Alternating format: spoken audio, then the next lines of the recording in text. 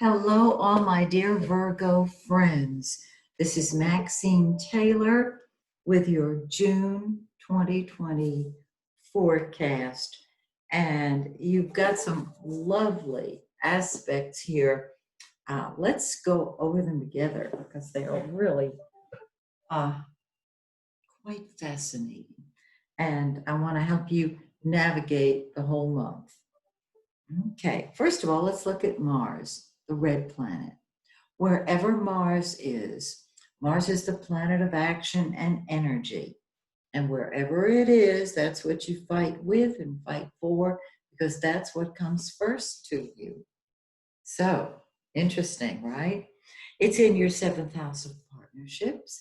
And so you've been throwing yourself into partnership, whether personal or business, doesn't matter. Isn't that fascinating? And it's a terrific time to keep doing that. Get out there and be with people. Now, I know we have social distancing and all that, and you want to get out there and be with people, whether online or in person. On the 27th of June, Mars moves into the eighth house of secrets, joint finances, death and rebirth. Out with the old, in with the new. And whenever Mars is in the eighth house, there is a very deep, passionate feeling that drives you that people don't necessarily see or recognize or realize.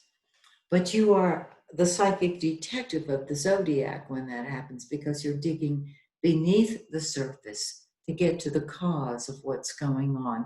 And eighth house deals with secrets, so you need to be alone. You want to be alone when something's in your eighth house. Now let's look at the sun, the yellow planet. How lovely. That's the center of our life. And the sun has been in the 10th house of your career and your public image. And you can move upward in your career if you don't have a career that is actually a real, sure enough, paying career. You're still in the position of leadership. And this means people are going to put you in that position. Now, Venus is also in that 10th house. Venus, the pink planet. It's love, it's beauty. And so your popularity increases. But Venus is retrograde. And it's a mixed bag when Venus is retrograde. You think, oh, I'm going to be so popular. Maybe yes, maybe no. Because there's something about your career and your public image and all that good stuff that is on hold. Now, Venus goes direct on the 25th. So your career should move forward after that time. The only problem is the sun moves into your 11th house of friends on the 20th, leaving Venus sitting there. And Venus says, no problem, I can handle it myself. I am the lesser benefic. Venus brings love, it brings money, it brings joy, it brings happiness, it brings blessings. So once it goes direct, bask in your leadership, in your responding to your ability as a leader, and just enjoy your popularity. Now, Mercury's in the 11th house. When the sun goes in there, the center of your life becomes your friends, your hopes and wishes, and all humanitarian activities. It's quite beautiful. It goes into the 11th on the 20th. Mercury goes retrograde on the 18th. Prior to that, it's in the shadow of the retrograde, which means hurry up and wait for your hopes and wishes. Hurry up and wait dealing with friendship. But the sun is the center of our solar system. So with your friends, you can be in the center stage. Plans made with friends may be subject to change. Why? Because Mercury is retrograde. And between the 18th and 25th of the month, both Mercury and Venus are going to be retrograde at the same time. And that is the tag team. that I've been talking about.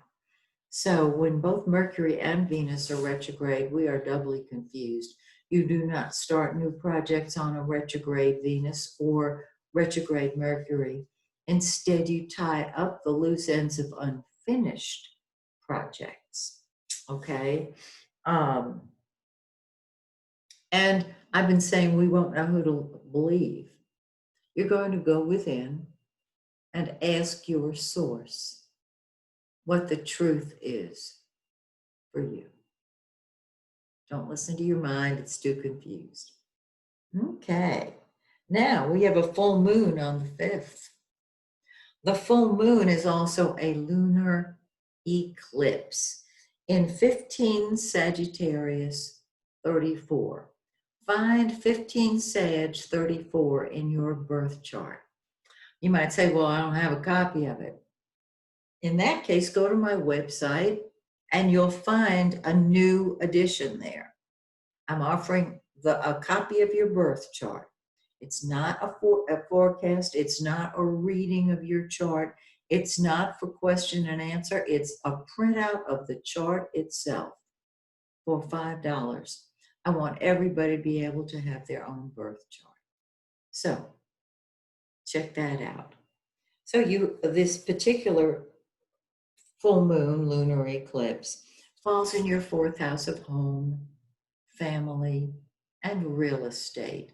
And it can bring home matters to a head. If you've been wanting to move and you're waiting on a contract, this full moon can be the time that you get that contract. See, when it comes to a head, we're able to deal with it. This could be a family member who's been of concern to you. This full moon, the lunar eclipse, will help you resolve it. Now, remember, eclipses are strongest 3 to 4 months after they occur. So September and October. We also have an eclipse in July, but I'll get to that next month. So it's September, October, and November. On the new moon, which is 2 weeks after the full moon, the energy is very, very low for the few days before the new moon. On the new moon, energy starts moving forward. And the new moon is a solar eclipse. So it's even more powerful than any other new moon. And it's on June 21st, the day after the sun moves into Cancer, in 0 Cancer 21. And so this is when friendships pick up again. So let's say there was some altercation or some issue with your plans or your friends on the new moon, the solar eclipse. The energy picks up one more time, and you can pursue your hopes and wishes. So that's your forecast for June. Join me in July when we pick up from the end of June, and I'll talk about the July eclipse and all the other aspects for you. So till we meet again, may the stars shine brightly on you and yours. Peace out.